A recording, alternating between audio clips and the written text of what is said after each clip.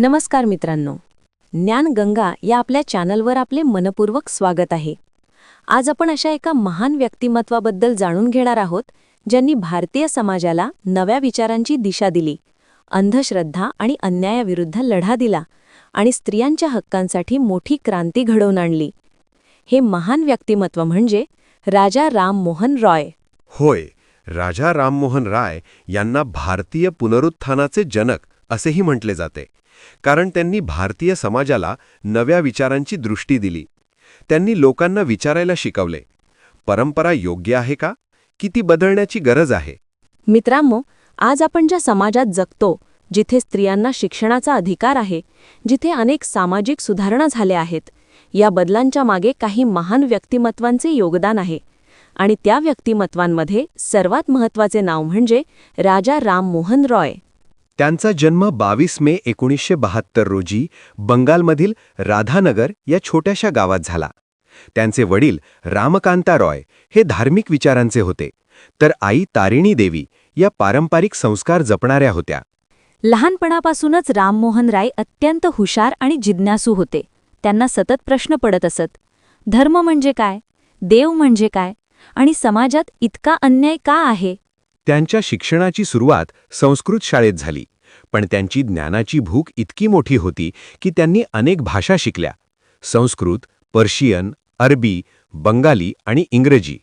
या भाषांमुळे त्यांना वेगवेगळ्या धर्मांचा आणि संस्कृतींचा अभ्यास करता आला. हिंदू धर्म, इस्लाम, ख्रिश्चन धर्म, सर्व धर्मांचा अभ्यास करताना त्यांना एक गोष्ट लक्षात आली. ती म्हणजे प्रत्येक धर्म माणसाला चांगले जीवन जगायला शिकवतो, पण समाजात धर्माच्या नावावर अनेक चुकीच्या प्रथा निर्माण झाल्या होत्या. त्या काळातील भारतीय समाजात अनेक अंधश्रद्धा होत्या. स्त्रियांची स्थिती अत्यंत वाईट होती. स्त्रियांना शिक्षण नव्हते, त्यांना स्वातंत्र्य नव्हते, आणि त्याहूनही भयानक म्हणजे एक क्रूर प्रथा अस्तित्वात होती. ती म्हणजे सती सिस्टम. या प्रथेनुसार पतीच्या मृत्यूनंतर पत्नीला त्याच्यासोबत जिवंत जाळले जात असे. कल्पना करा, एक निरपराध स्त्री, जिचा काहीही दोष नाही, तिला समाजाच्या दबावामुळे जिवंत जाळले जात होते. ही घटना पाहून राजा राममोहन राय यांच्या मनाला खूप वेदना झाल्या. त्यांनी ठरवले, या अन्यायाविरुद्ध आवाज उठवायलाच हवा. पण त्या काळात समाजाविरुद्ध बोलणे सोपे नव्हते. लोक परंपरांना देवाचा आदेश मानत होते. जो कोणी विरोध करेल त्याला समाजातून बहिष्कृत केले जात असे. पण राजा राममोहन राय घाबरले नाहीत. त्यांनी लेख लिहायला सुरुवात केली, लोकांशी चर्चा केली आणि समाजाला जागे करण्याचा प्रयत्न केला. फक्त समाजच नाही, तर त्यांनी सरकारलाही या प्रथेच्या विरोधात पटवून दिले. त्यांच्या अथक प्रयत्नांमुळे अखेर ब्रिटिश सरकारने सती प्रथेवर बंदी घालण्याचा निर्णय घेतला. हा ऐतिहासिक निर्णय घेतला होता त्या काळचे governor general Lord William Bentinck यांनी. 1829 मध्ये सती प्रथा अधिकृतपणे बंद करण्यात आली. या एका निर्णयामुळे हजारो महिलांचे प्राण वाचले. म्हणूनच राजा राममोहन रॉय यांना भारतीय समाज सुधारणेचे महानायक म्हटले जाते. पण मित्रांनो, त्यांचे कार्य फक्त सतीप्रथा बंद करण्यापुरते मर्यादित नव्हते. त्यांनी समाजातील अनेक अंधश्रद्धा आणि चुकीच्या प्रथांविरुद्ध लढा दिला. 1828 मध्ये त्यांनी एक महत्त्वाची संस्था स्थापन केली. ती संस्था म्हणजे ब्राह्मो समाज. ब्राह्मो समाजाचा उद्देश होता एकेश्वरवादाचा प्रचार करणे, अंधश्रद्धा दूर करणे आणि समाजात सुधारणा घडवून आणणे. या संस्थेमुळे अनेक लोकांमध्ये नव्या विचारांची जागृती झाली. लोकांनी परंपरांचा पुनर्विचार करायला सुरुवात केली. राजा राममोहन राय यांनी शिक्षण क्षेत्रातही मोठे योगदान दिले. त्यांचा विश्वास होता, समाज बदलायचा असेल तर शिक्षण आवश्यक आहे. म्हणूनच त्यांनी आधुनिक शिक्षणाला प्रोत्साहन दिले. विज्ञान, गणित आणि तर्कशास्त्रांचा अभ्यास भारतात वाढावा यासाठी त्यांनी प्रयत्न केले.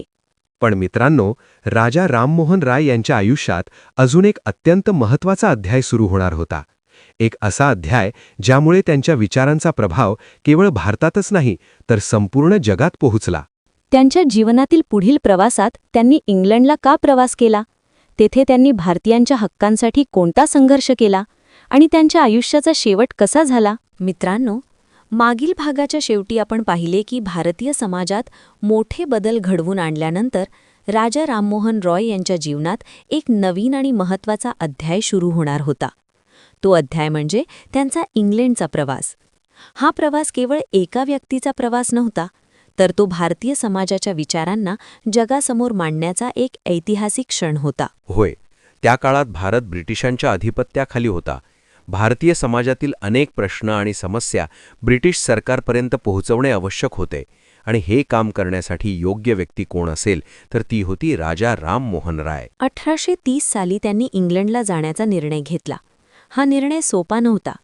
त्या काळात परदेशात जाणे म्हणजे अनेक सामाजिक अडथळे, टीका आणि विरोध सहन करणे. पण राजा राममोहन राय यांच्या मनात एकच ध्येय होते, भारतीयांच्या हक्कांसाठी आवाज उठवणे.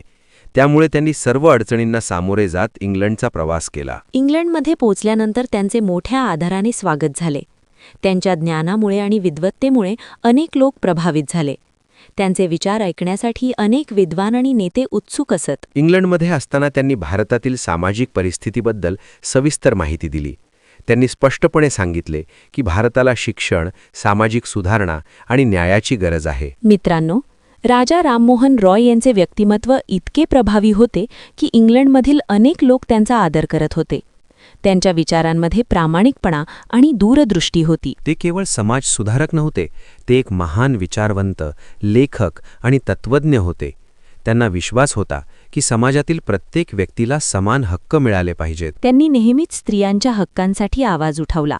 त्यांना वाटत होते की स्त्रियांना शिक्षण आणि स्वातंत्र्य मिळाले तर समाज अधिक प्रगत होईल. याच कारणामुळे त्यांनी स्त्रियांच्या शिक्षणाचा प्रचार केला. त्यांनी समाजाला सांगितले की स्त्रियांना शिक्षण देणे म्हणजे समाजाच्या भविष्यात गुंतवणूक करणे आहे. मित्रांनो, राजा राममोहन रॉय यांच्या विचारांचा प्रभाव केवळ भारतापुरता मर्यादित राहिला नाही. त्यांचे विचार जगभरातील लोकांपर्यंत पोहोचले. पण दुर्दैवाने इंग्लंडमध्ये असताना त्यांची तब्येत हळूहळू खालावायला लागली. दीर्घकाळ समाजासाठी काम करताना त्यांनी आपल्या आरोग्याकडे फारसे लक्ष दिले नव्हते. त्यामुळे त्यांची प्रकृती अधिकच बिघडली. आणि अखेर 27 सप्टेंबर 1833 रोजी इंग्लंडमधील ब्रिस्टल या शहरात त्यांचे निधन झाले. मित्रांनो, त्यांचे निधन हे भारतासाठी मोठे नुकसान होते, कारण त्यांनी भारतीय समाजाला नवी दिशा दिली होती. पण महान व्यक्तिमत्वांची खरी ओळख त्यांच्या आयुष्याच्या कालावधीने होत नाही, तर त्यांच्या विचारांनी आणि कार्यांनी होते. राजा राममोहन रॉय यांनी भारतीय समाजाला एक मोठा संदेश दिला. अंधश्रद्धा आणि अन्याय यांच्या विरुद्ध आवाज उठवणे आवश्यक आहे. त्यांनी लोकांना विचार करण्याची सवय लावली. धर्म, परंपरा आणि समाज यांचा तर्काने विचार करायला शिकवले. आज भारतात स्त्रियांचे हक्क, शिक्षणाचा प्रसार आणि सामाजिक सुधारणा दिसतात. त्यामागे राजा राममोहन रॉय यांचे मोठे योगदान आहे. म्हणूनच इतिहासात त्यांना भारतीय पुनरुत्थानाचे जनक असे म्हटले जाते. मित्रांनो, जर तुम्हाला हा प्रेरणादायी प्रवास आवडला असेल तर व्हिडिओला लाईक करा, चॅनलला सबस्क्राईब करा आणि ज्ञानगंगा परिवाराचा भाग बना.